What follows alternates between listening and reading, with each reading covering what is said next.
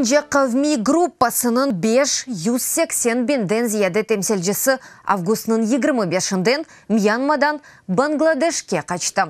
Бұның ақында Бірлешкен Милләтләр Тәшкилиятының қачақларының ішлері бойынша идересінде білдірелер.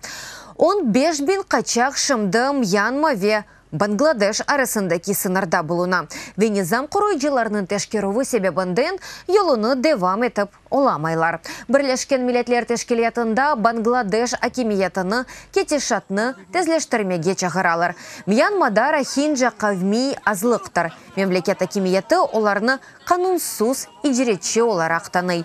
Оқуқ құройчылар әнді 70 елдан зияде бұл группаның чеккен зұлымлары ақында білдірмекте.